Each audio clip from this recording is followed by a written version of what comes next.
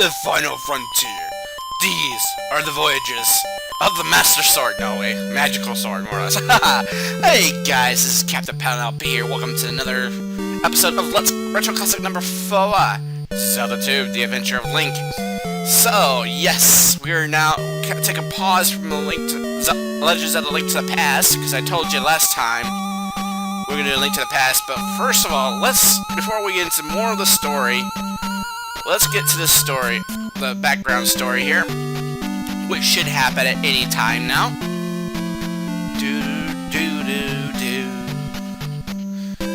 After Ganon was destroyed, Impa told Link a sleeping spell was cast on Princess Zelda.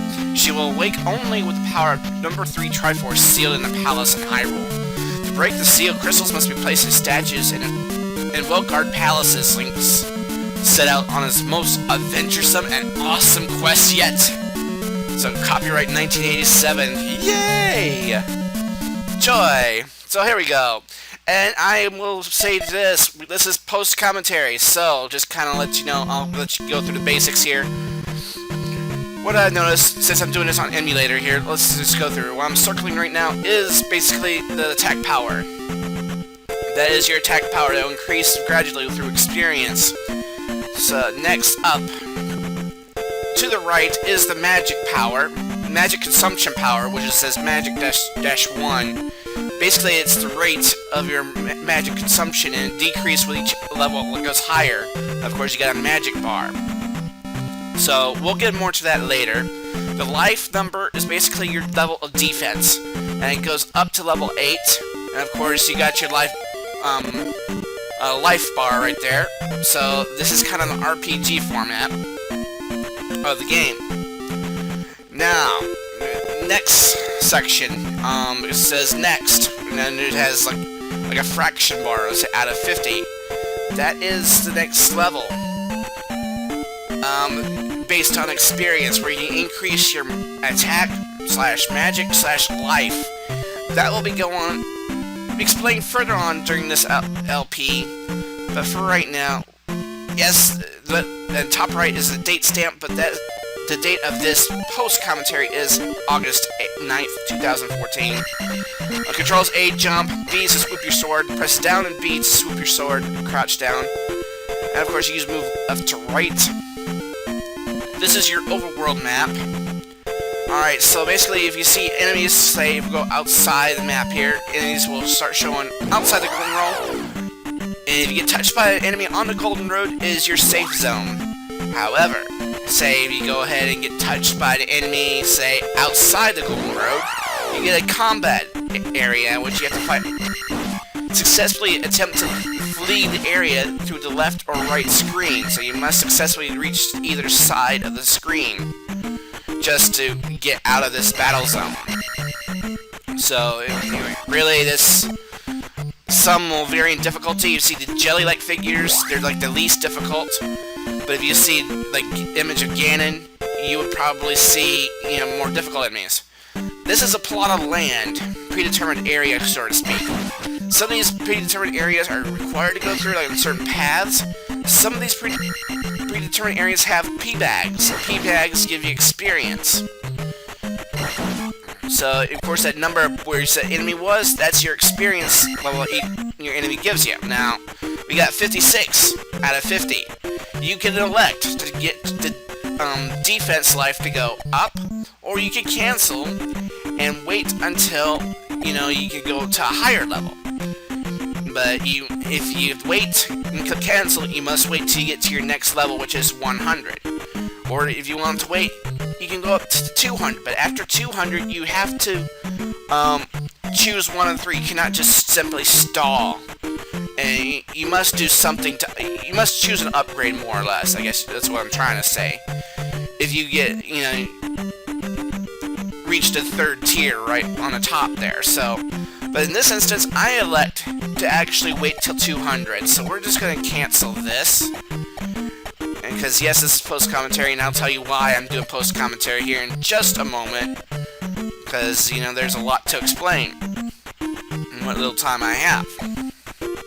So, I like to kind of wait, so you can just keep building up experience until you get to a successful level. So, we're gonna head to the first town in the game. Notice, enemy touches on the golden road. It doesn't affect us whatsoever. So here we are, the first town. Welcome to Rauru. Basically, Rauru is one of the 7 sages in Ocarina of Time, as you may notice. But we'll get into timeline theory about this probably when I resume normal commentary. But return the crystal to the palace and Parappa, or suffer my curse. I couldn't resist that one.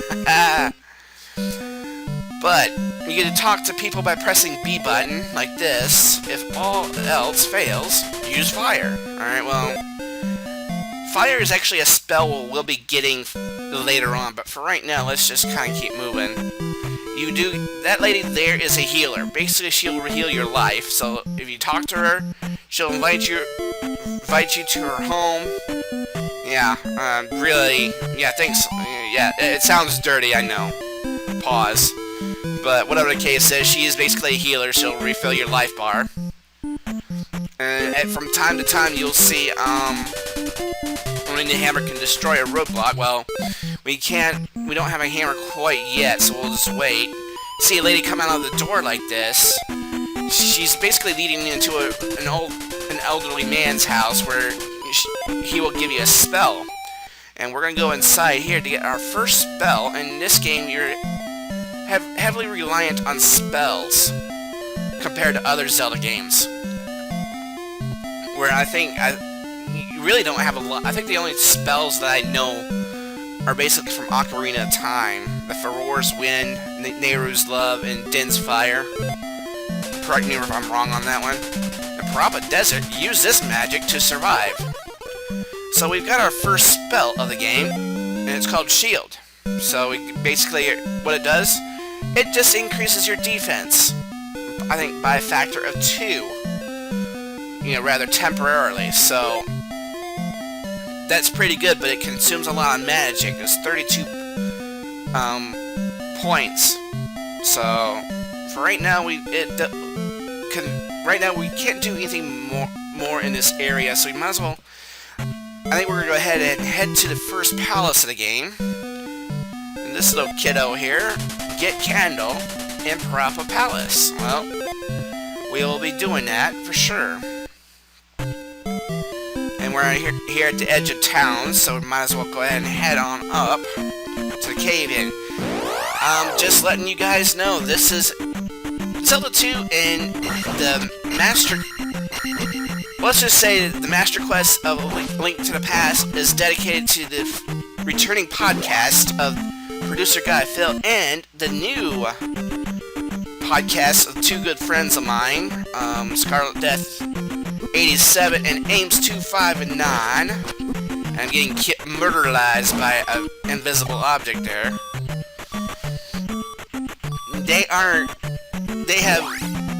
Basically PGP is now returning to his podcast after I egged him on about it. You know, I wouldn't say egged him on about it, but I'm more or less, but we'll talk about here in just a minute what I did.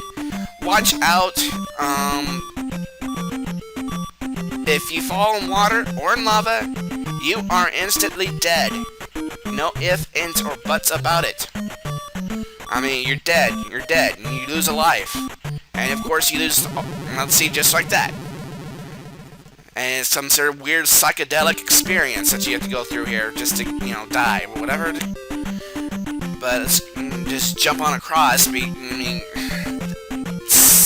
this was so irritating when I did this. I was just losing a life. But over here in this square is one of 4 heart containers, and you have the ability to now increase your life force by 1. So we have our one of 4 heart containers in this land of Hyrule here. So yes, you see the subtitle there. I'll be doing subtitles for that. And we're heading back into the predetermined area here. But yes, this LP is dedicated to 3 great people. and my screen just went white, and voila! Embarrassing death. Right there.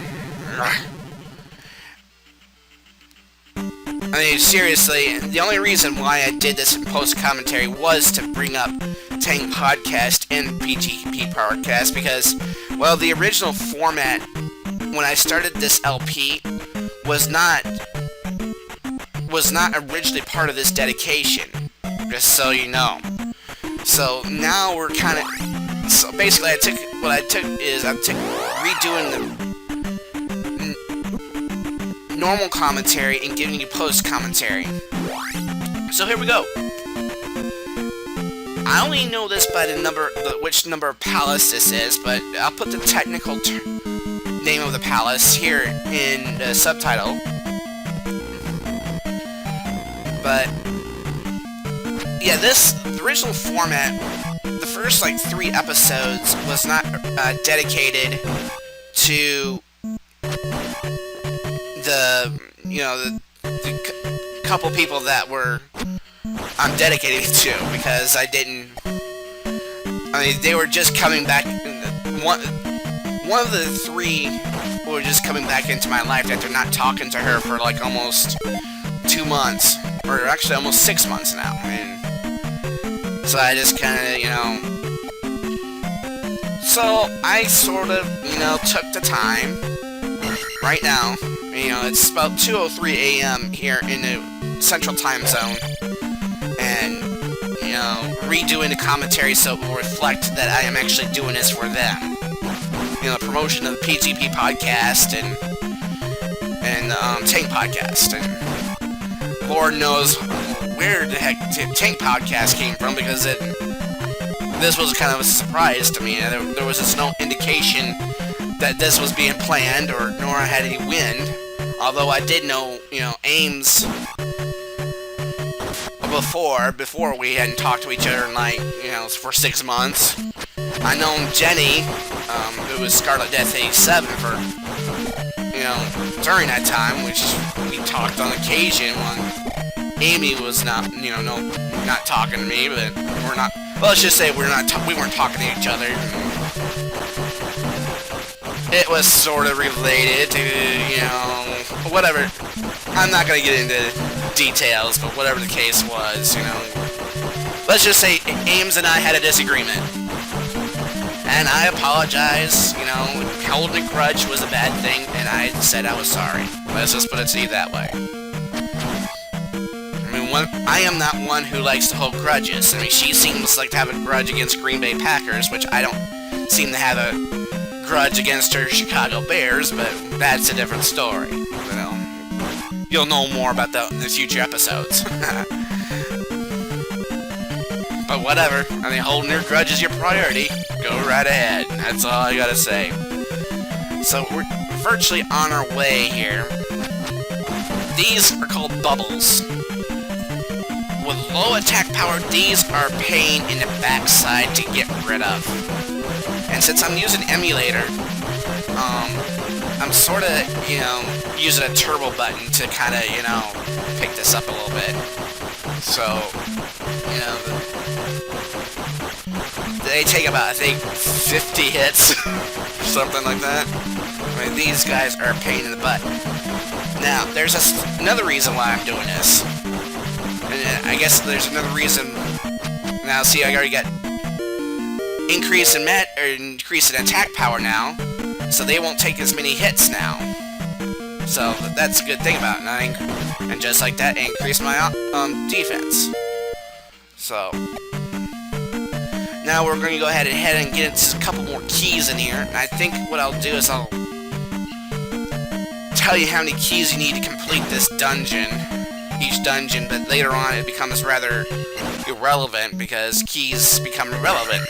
Now, kind of explain it as the time comes around, though, but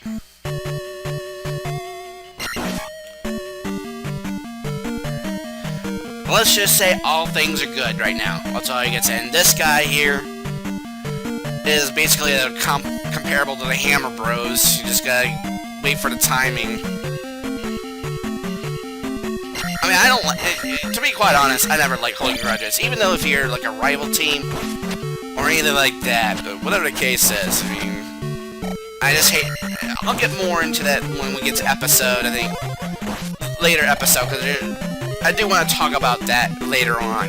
Because I did, in my original commentary, I did something on that, so... But we're getting close to the end of the episode, guys. I'm going to go ahead and end things here. The next couple episodes will be post-commentary. So probably episodes 1, 2, and 3 will be post-commentary, and then I will resume with live commentary right after that. Be sure to check out the PGP podcast, also the TANC podcast. The links are in the description below. And the next episode of Zelda 2, The Adventure of Link, will continue on in the first palace. We'll continue on in the first palace, which is called Parappa Palace. I never understood the names of this, but we're gonna... we have to yet pick up the dungeon item in this, because each dungeon will have a dungeon item to pick up. And we will see you guys after I figure out how to beat... I'm just gonna beat the snot out of this thing. I was such a experienced hog in this one, I tell ya.